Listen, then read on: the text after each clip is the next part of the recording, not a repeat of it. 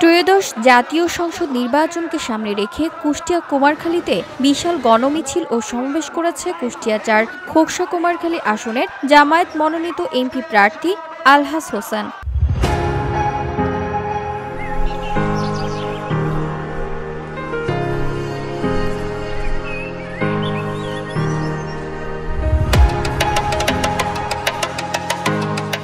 কুমারখালী উপজেলা জামায়াতের আমির আফতাব উদ্দিনের সভাপতিত্বে ও উপজেলা জামায়াতের সেক্রেটারি মামুনুর রশিদের সঞ্চালনায় সমাবেশে আরও বক্তব্য রাখেন কুষ্টিয়া জেলা জামায়াতের সহকারী সেক্রেটারি সোহরাব উদ্দিন, জেলা কর্মপরিষদ সদস্য কামরুজ্জামান মিয়া, খোকসা উপজেলা জামায়াতের আমির নজরুল ইসলাম, কুমারখালী পৌর আমির অ্যাডভোকেট রবিউল ইসলাম সহ অন্যান্যরা।